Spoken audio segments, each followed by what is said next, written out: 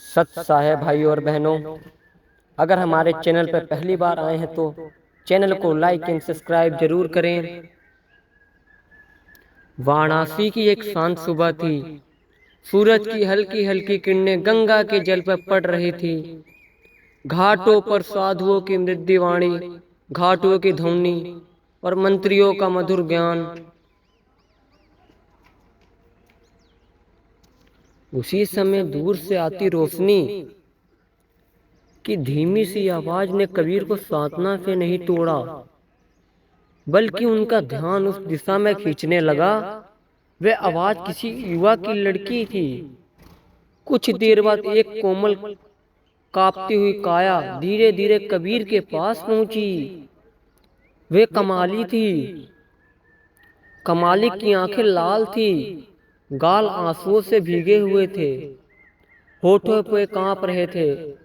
उसकी हालत देखकर कबीर बोले, बोल बेटी, मन के भीतर कौन सा तूफान उठ रहा है? आज गंगा किनारे कौन सा दुख लहर बनकर तेरे हृदय में डूबा रहा है? कमाली फूट कर रोई और बोली, मैं थक गई हूँ, टूट गई हूँ।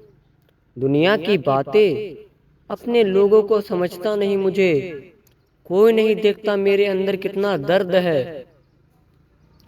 कबीर ने धीरे स्वर में पूछा। कबीर बोले, कमाली, मैंने ये कहा तुझसे, तू कब क्यों रो रही है बिना फालतू के? सच्चाई पर शक मत कर। मेरे अपने ही मुंह से मोड़ रही है। वे कहते हैं कि बदल गई हूँ, बिगड़ गई हूँ। मैं जितना समझना चाहती हूँ उतना ही लोग मुझे गलत ठहराते हैं। मैं अकेली पड़ती जा रही हूँ। मन खाली हो गया है। ऐसा लगता जैसे मैं किसी अंधेरी गुफा में गिर चुकी हूँ। कमाली फिर से रोने लगी। कमाली, तू रोती क्यों है?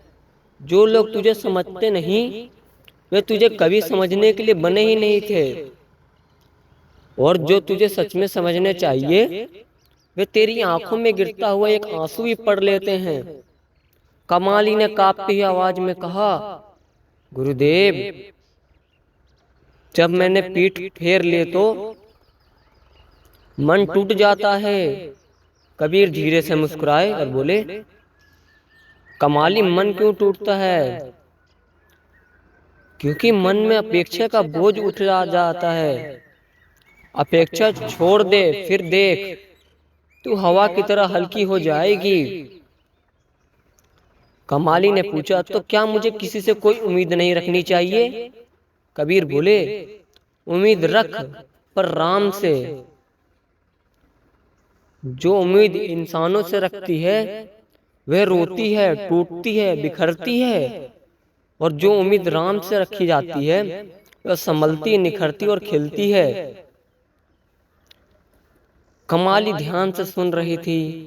उसकी आंखों में आंसू बहते रहे, पर अब उनमें करुणा और कम शांति अधिक थी। कबीर आगे बोले, कमाली, तू जब रोती है तेरे आंसू तेरा दर्द नहीं धोते, वे तेरे समझ को साफ करते हैं। और तो मन खुद ही पूछता है, मैं किस बात पर रो रही हूँ? कमाली ने धीमी हंसी में कहा, गुरुदेव, क्या सच में आंसू समझ को साफ करते हैं? कबीर ने उत्तर दिया, हाँ बेटी, जैसे बादल बरसकर आकाश को घुला घुला बना देता है, वैसे मन आंसू बहाकर हल्का हो जाता है। कमाली ने पूछा, तो अब मुझे क्या करना चाहिए? कबीर बोले, पहला, अपने ऊपर लगे आरोपों को बोझ और छोड़ दे। दूसरा, लोगों की बातों को अपने हृदय से मत बसा। तीसरा, अपनी सच्चाई को, अपने कर्म और अपने प्रभु को ना छोड़। चौथा है, अपने मन पर भरोसा करना सीख। मन जब निर्मल होता है तब वह राम को सुन पाता है। कमाली ने धीरे शांत हो चुकी थी। उसने कबीर के चरणों में माथा रखा और बोली, गुरुदेव, मुझे लगता है जैसे आज मेरा मन बहुत हल्का हो गया है। सच सा है भाई और बहनों, लाइक एंड सब्सक्राइब जरूर करें।